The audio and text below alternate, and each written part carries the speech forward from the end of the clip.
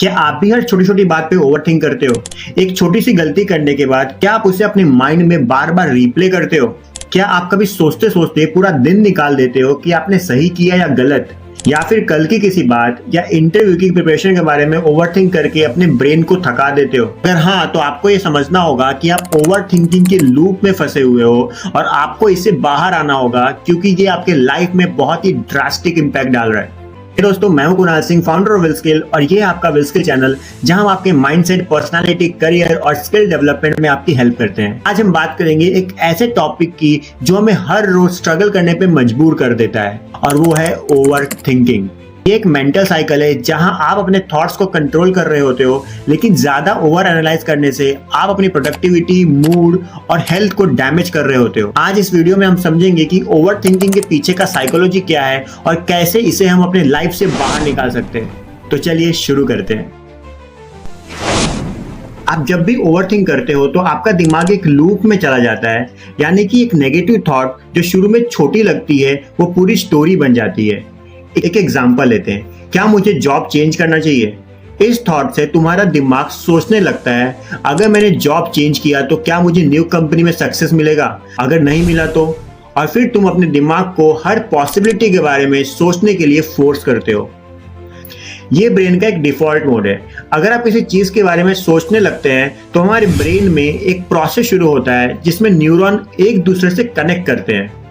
जब आप नेगेटिव चीजों के बारे में सोचना शुरू करते हो तो ये न्यूरॉन नेगेटिव पैटर्न को फॉर्म करते हैं, और जब आप पॉजिटिव चीजों के बारे में सोचना शुरू करते हो तो यही न्यूरॉन पॉजिटिव पैटर्न को फॉर्म करते हैं।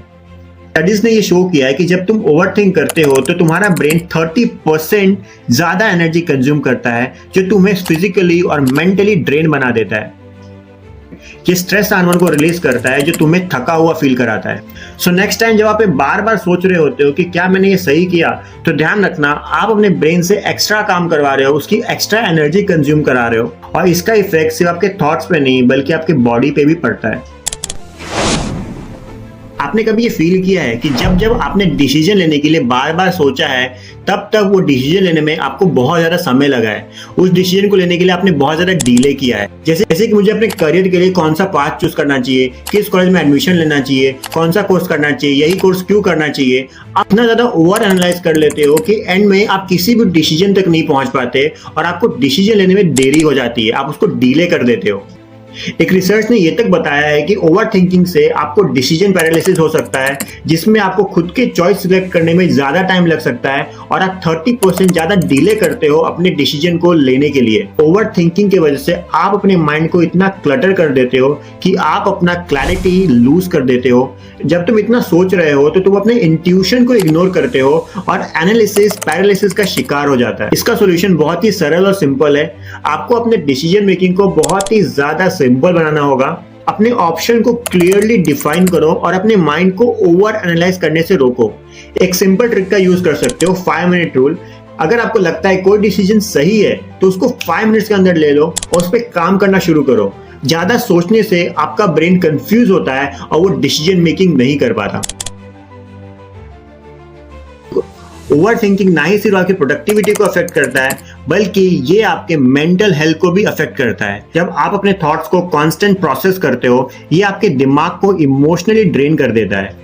ओवरथिंकिंग से एंजाइटी, डिप्रेशन और स्ट्रेस जैसे मेंटल हेल्थ इशू का रिस्क बढ़ जाता है। स्टडीज ने ये दिखाया है कि जो लोग रेगुलरली ओवरथिंक करते हैं उनमें मेंटल हेल्थ इशू होने के चांसेस 40% ज्यादा होते हैं। ये ओवरथिंकिंग तुम्हारे ब्रेन के स्ट्रेस सेंटर को एक्टिवेट करता है, जो आपके इमोशनल वेलबींग को कॉम्प्रोमाइज करते हैं। आपका ब्रेन एक लिमिटेड रिसोर्स है, और जब आप उसे ज्यादा यूज करते हो बिना प्रॉपर रेस्ट के, तो वो मेंटली एग्जॉस्ट हो जाता है। तो इसका सोल्यूशन ये है कि अपने थॉट्स को कंट्रोल करना सीखो। अगर आपको लगता है कि आप ओवरथिंकिंग से घिरे हुए हो तो अपने दिमाग को छोटे छोटे ब्रेक देना शुरू करो। मेडिटेशन या डीप ब्रीदिंग एक्सरसाइज तुम्हारे ब्रेन को रीसेट करने में मदद करती है।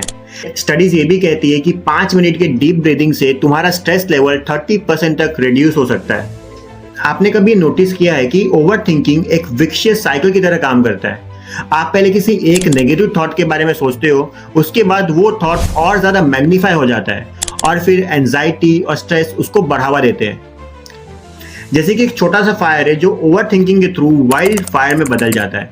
रिसर्च ने ये बताया है कि ओवर थिंकिंग और एंजाइटी एक दूसरे को फीड करते हैं।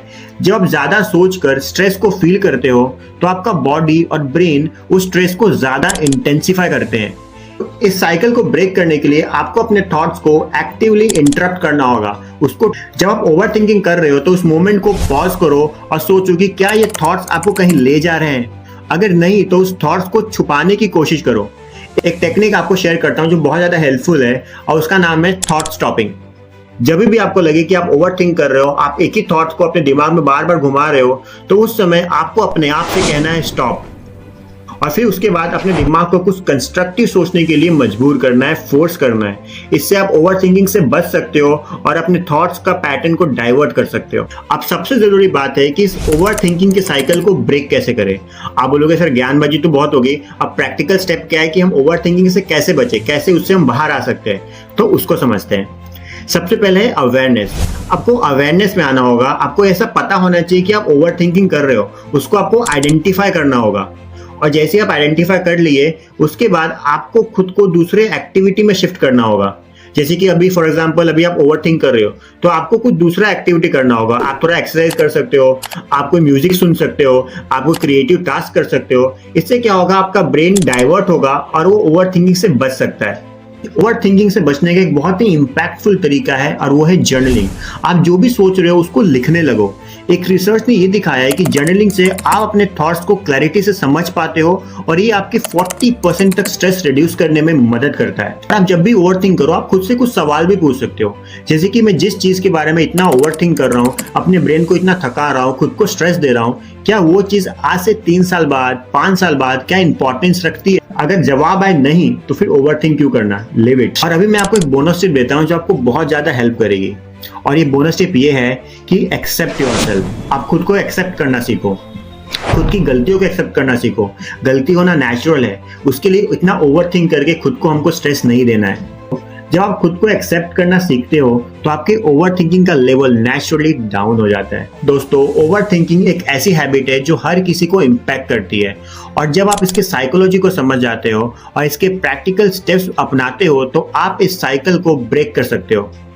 ओवर थिंकिंग से लाइफ में जो खुशियां है, जो एक्साइटमेंट है, वो कम होती है और उसे आप कंट्रोल करके अपने प्रोडक्टिविटी और मेंटल हेल्थ को इंप्रूव कर सकते हो। अगर आपको ये वीडियो हेल्पफुल लगा तो इसको लाइक करो, कमेंट करो, सब्सक्राइब करो। ऐसा मैं बिल्कुल नहीं कहूंगा क्योंकि मैं जानता हूं आप जरूर करोगे। और इस वीडियो को अपने उन फ्रेंड्स के साथ शेयर करो जो बहुत ज्यादा ओवर थिंक करते हैं। और अगर आपको ऐसे ही टिप्स चाहिए तो हमारे विल स्किल चैनल को सब्सक्राइब कीजिए। Let's grow together and learn the real thing.